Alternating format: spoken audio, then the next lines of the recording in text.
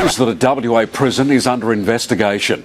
Authorities are looking into shocking claims of bullying and harassment. My name is Brendan Cook and I was a prison officer in Western Australia for 8 years. I'm a whistleblower for justice against the Department of Injustice. There doesn't seem to be transparency in the reporting of what's occurring, and the evidence of what occurs seems to disappear in more than one instance.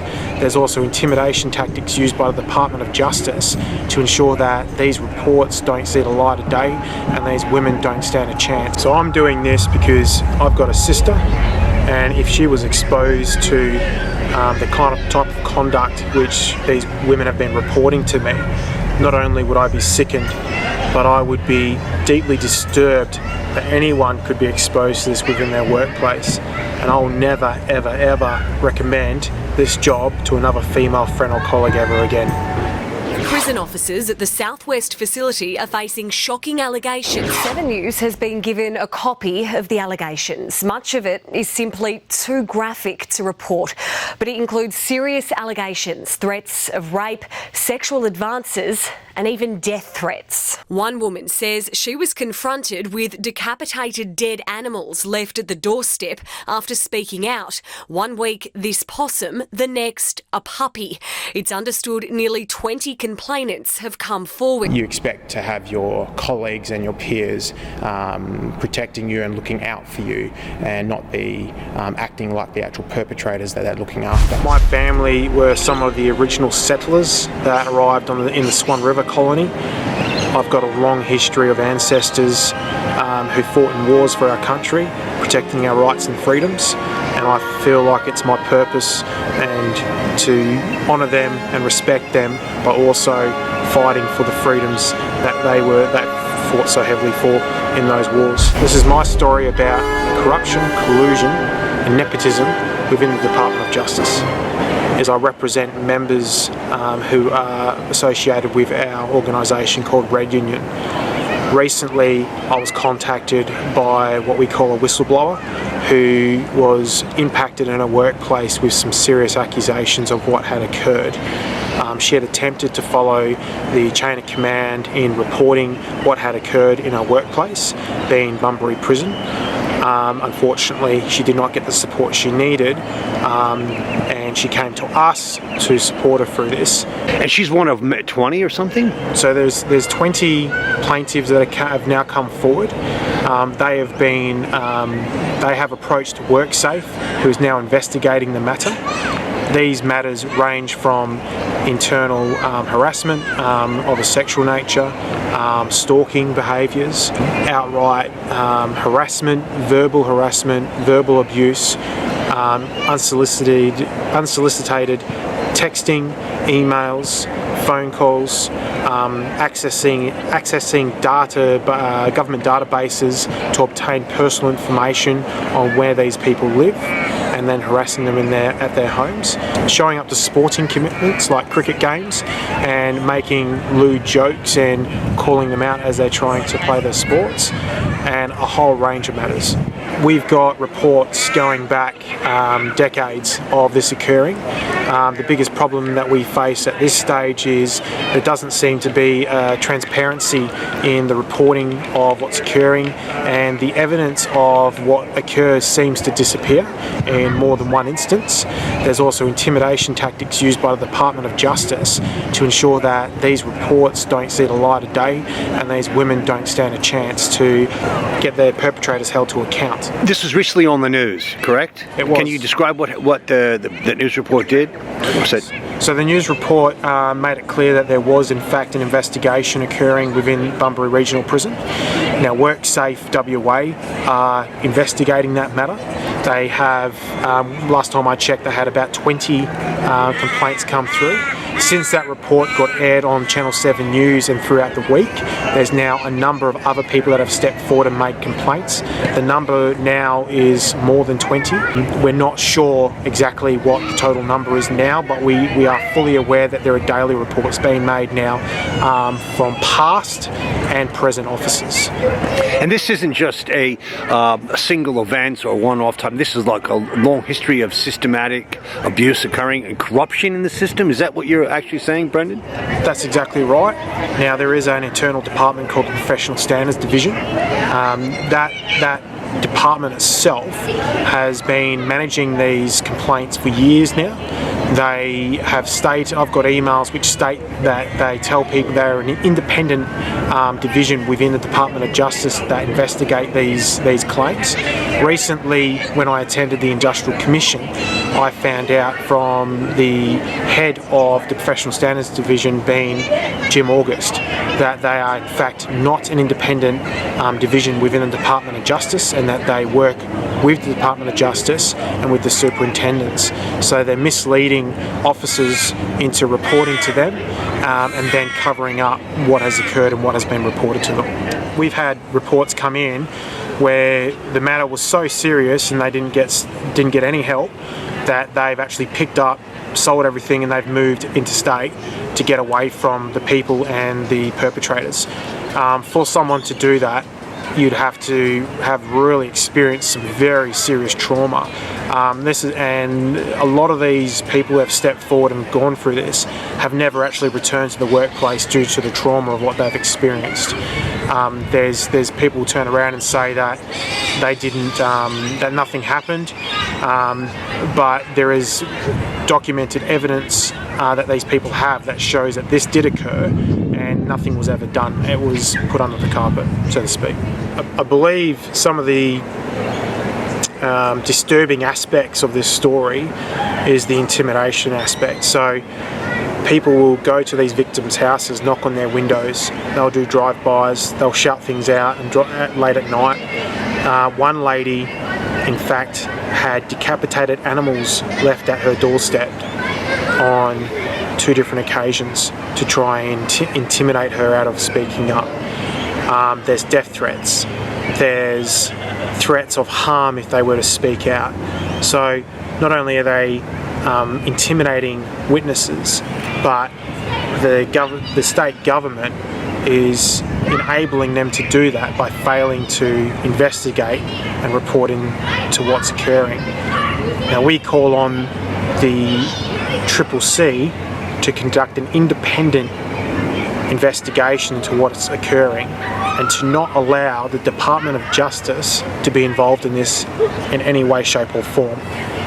Additionally, we call on the Department of Justice to find commissioners that are outside of the state of Western Australia to come hear these cases, because we believe with the nepotism and the collusion within the Department of Justice, they will not be given a fair trial or a fair hearing. And you personally know these women, right? Some of them I personally know. Some of them I've never met before. I've read their statements, I've heard their stories, and they're very, very disturbing, and it will make your skin crawl if you were to sit there and read what they've written. It's not just sexual harassment in the workplace. We found out recently that the superintendent of Bunbury Regional Prison has been misusing prison resources to her gain and benefit, and her husband is directly involved in that as well. She's known for recruiting direct family members and friends into high management positions to be able to keep everything under her control. There's a long history of complaints against her of what's been occurring, as well as the corruption within the workplace, which is continually getting covered up. So we've had reports come through recently that she was using prisoner labour to construct ornaments and statues, which they sell with a business that they've set up. Now, under the international treaties that we're signed up to, there's agreements in place where you can't use prisoner labour to make any type of profit, because they don't get paid a based wage. By doing that, you're profiting off a sense of slave labour. We've had stories ranging back years, some of the more serious ones where people who are in these positions have abused their rank in putting, one example was a superintendent of a prison put a male officer on night duties while he was going around to his house and sleeping with his wife. So recently I received news that there was a young male officer who took his own life as a result of the workplace harassment and bullying occurring within the Corrective Services Division of the Department of Justice.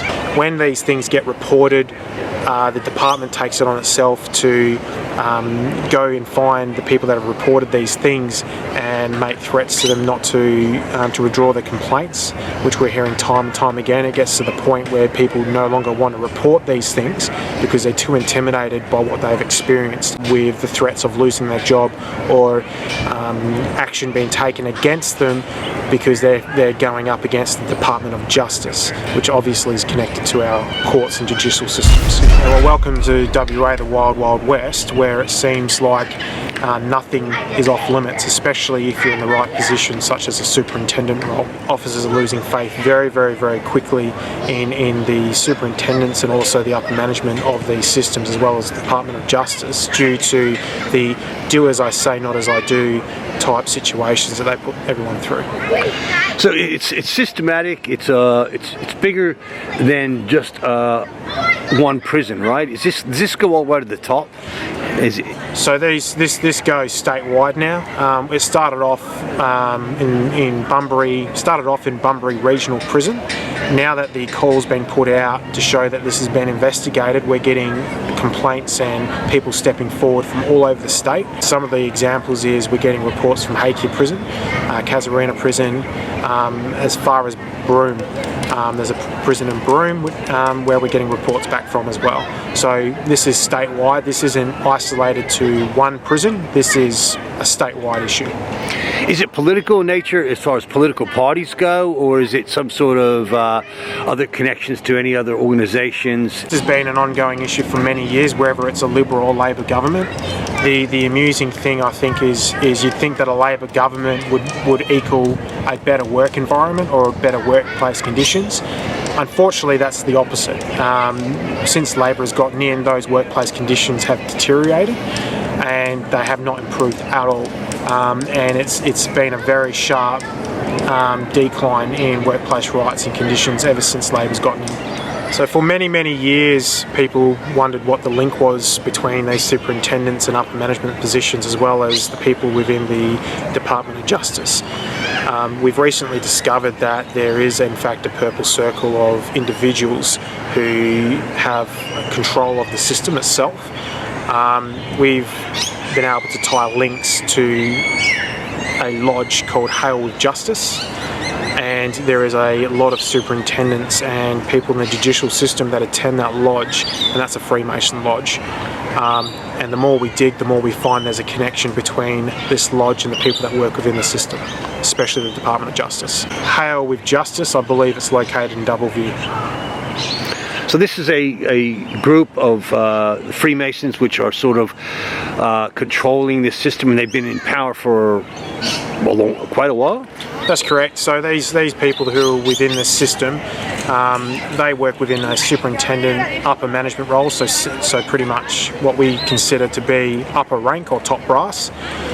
They also work in intelligent roles. So when you've got organisations like the Federal Police and ASIO, they work within like an intelligence-based role within the prison system.